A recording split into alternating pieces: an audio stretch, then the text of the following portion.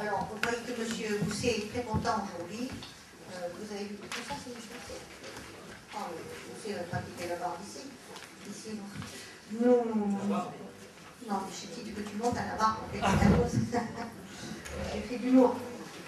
Donc, comme vous avez vu sûrement sur Midi Libre, nous avons le plaisir de vous annoncer que nous avons touché un chèque de 2 454 032 euros. Et la date, oui. Le 3/9/2010, c'est la vente des terrains pour les termes. Il n'y a pas tout à fait 5 hectares. Et qu'il faut rajouter à ça les 120 000 euros que nous avons fait en avance la société CETIL. Donc c'est 3 454 plus 120 000 euros qui nous avaient été donnés en avance sur l'immobilisation des biens. Donc voilà, M. Bousset s'est fait un plaisir de faire baisser la dette en remboursant une partie de la dette, ce qui nous fait que bon, nous sommes maintenant dans une tranche d'emprunt qui est tout à fait raisonnable. Nous avons l'arrivée de M. Bousquet. Bien, je passe la parole à M. Bousset. Affaire numéro 2, réforme du compte épargne-temps. Voilà le chèque, la photocopie du chèque.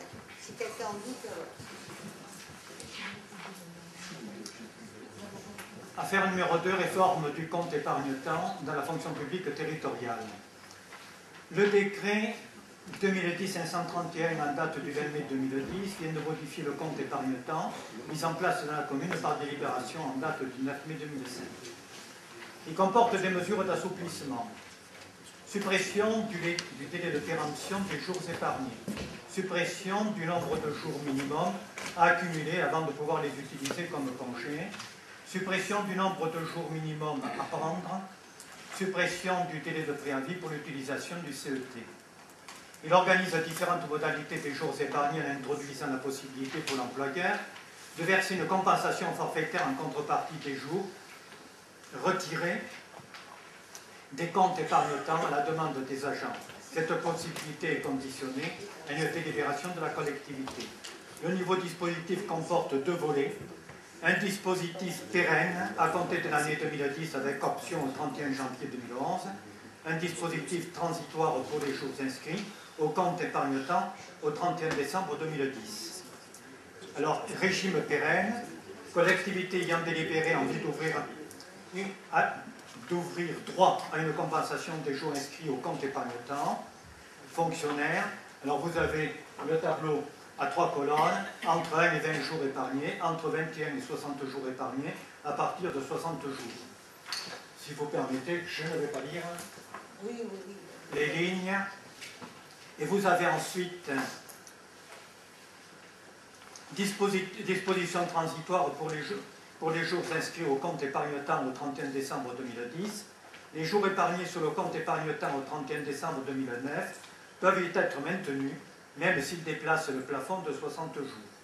De nouveaux jours ne pourront alors être épargnés au titre de l'année 2010 et des années suivantes que si le solde du compte devient inférieur à 60. Pour le rachat du stock, la délibération peut prévoir un étalement sur 4 ans. Il est proposé d'adopter cette mesure avec un échelonnement à part annuel égal de moitié, le solde étant versé la dernière année de l'étalement et en tout état de cause, le solde est intégralement versé en cas de mutation et cessation des fonctions de l'agent. Les membres du CTP consultés, le 1er juillet, ont émis un avis favorable à l'application dans la commune de ces nouvelles dispositions. Est-ce qu'il y a des questions? Pas de questions, nous passons au vote. Qui est contre? Abstention? Adopté à l'unanimité.